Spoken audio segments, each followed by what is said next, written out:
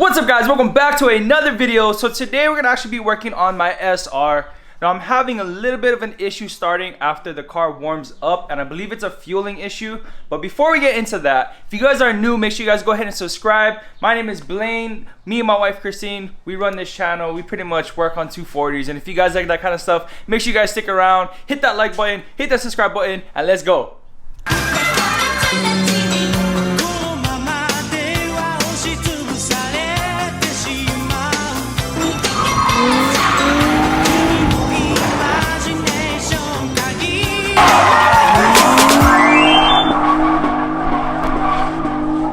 So I'm having this issue where I turn the car off after it warms up and it won't restart. I have to wait a little bit for it to go ahead and restart. And I believe it's a fueling issue. Now, I thought it was because I changed over to the RS tune, but I don't believe that now because I remember that it was doing it on the stock ECU. So with that being said, I'm gonna check the injectors. I actually just cleaned them, but they were having the issues from before. So I thought maybe cleaning it, maybe it was stuck or something. But we're gonna go ahead and take the rail off, turn the key on just to see if it's leaking. Maybe it's dumping fuel into the cylinders and causing it to have a hard time starting. And also, if that's not the case, then I do have an OEM coolant temperature sensor, the one that communicates to the ECU. Those are cheap, those need to be changed out regardless, and the reason being is because the coolant temperature sensor is in charge of fueling as far as like cold starts and stuff like that. So once the engine is warm, it doesn't know to add less fuel on startup versus when the car is cold. So we're gonna go through a couple of those steps today. I'm gonna show you guys how to do it, and hopefully we get it solved today. So let's go.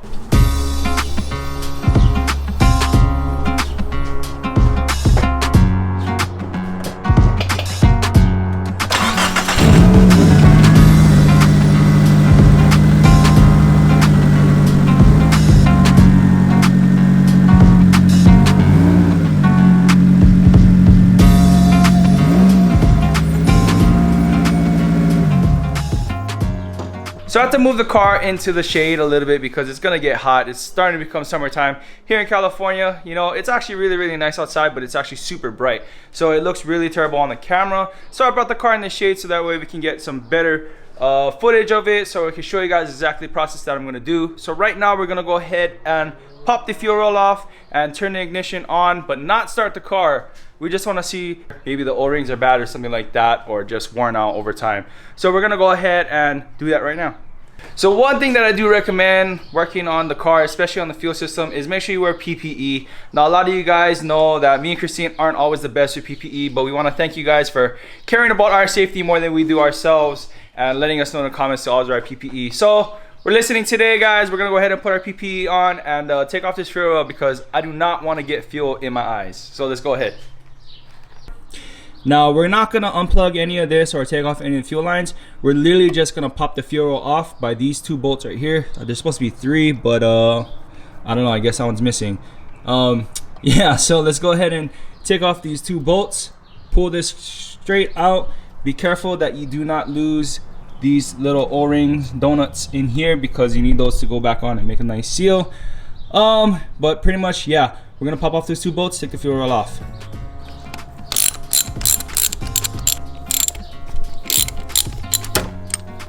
Also be careful because in between the rail and the intake manifold there's these little black donuts, or spacers I should say. They fit between the rail and the manifold.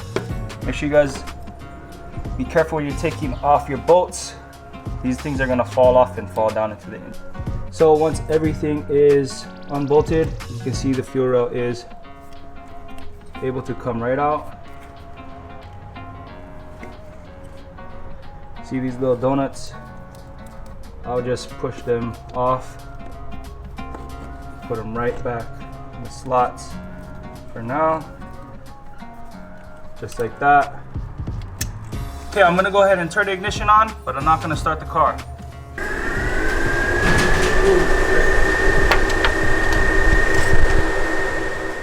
So the key is on. As you guys can see, the fuel pressure regulator, we do have fuel pressure going through the rail right now. And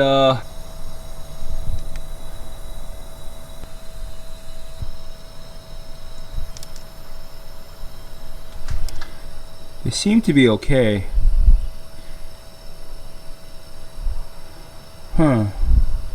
We're gonna go ahead and throw these back on.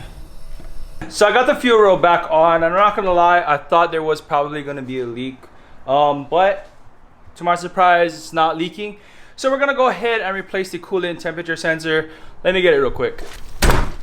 Here we go, guys. So like I mentioned before, this little sensor right here is in charge of communicating with the ECU as far as like telling the fuel to dump more fuel for a cold start, add less fuel for when the car is warmed up. Now, if this sensor is bad, like I mentioned, it will cause the ECU to continuously dump fuel or put less fuel and cause it to be hard to start, especially when cold. So we're gonna go ahead and replace this. It's a good maintenance thing to change every now and then as well, especially how old the engines are. I mean, these cars are like 30 years old now, so you know, it's always good to change out these little things. Plus, too, these things are not too expensive, so might as well change it out. It wouldn't do no harm.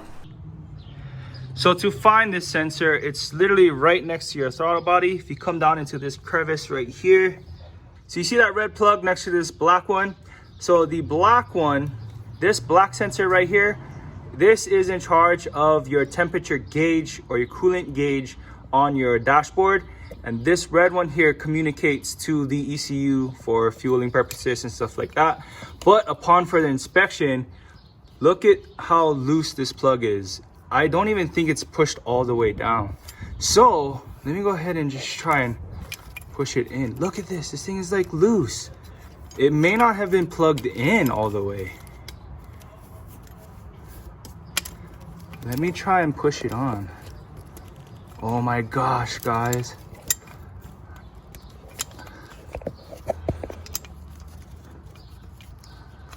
I want to say this thing wasn't even plugged in. So that might be a good sign. I still might replace the sensor regardless, but just for testing purposes, let's go ahead and start the car, let it get warmed up, and then we'll see if the car can restart once it shuts off. And if it does, that's a good sign, because that means that that plug was just unplugged. Let's take off the steering wheel. And start this baby up. Make sure it's in neutral.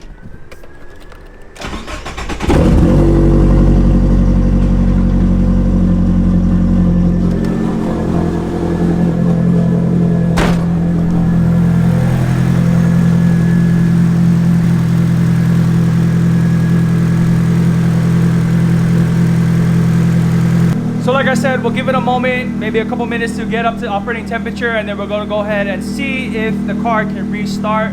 Like I said, I do have a good feeling that just that plug was unplugged, so we'll see, guys. All right, y'all, so that should be about operating temperature. Here we go, moment of truth.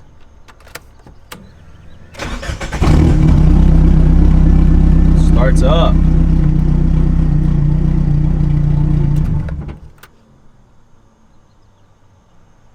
Let's give it a little bit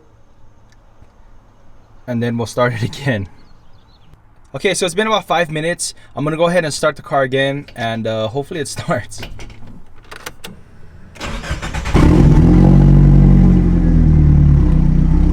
Oh my gosh, guys. Oh my gosh, I think we fixed it.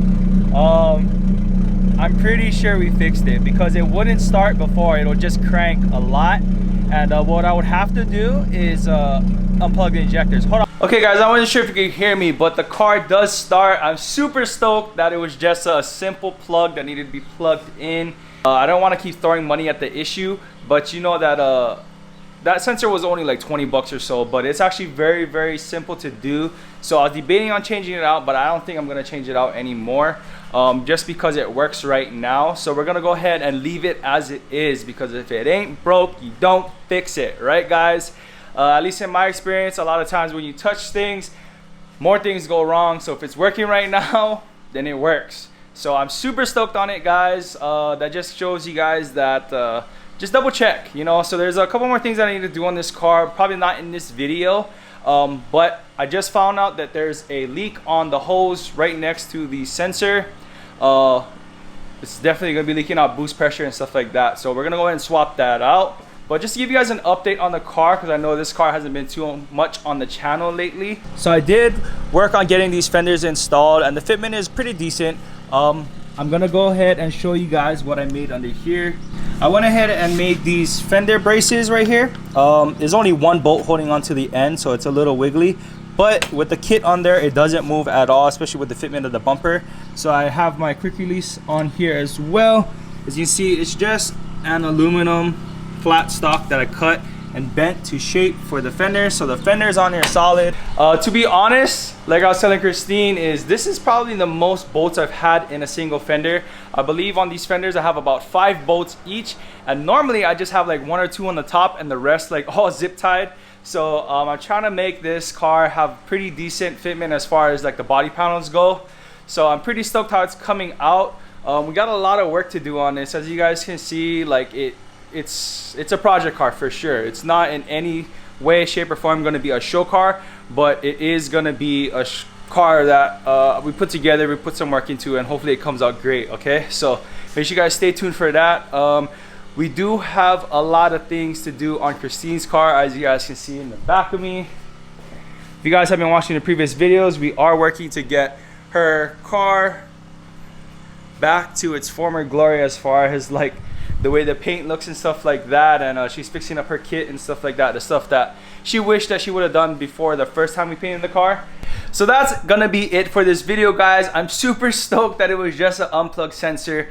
I will be changing out that sensor if the car does continue to act up, but for right now it ain't broke, so I ain't gonna fix it. All right, so make sure you guys stay tuned. We got some merch dropping. If you guys want to go ahead and support the channel, head over to carshopbloom.com, pick you guys up some stickers, some merch and stuff like that. We will be updating it. Like I said, we just placed an order for some t-shirts, so those are on the way.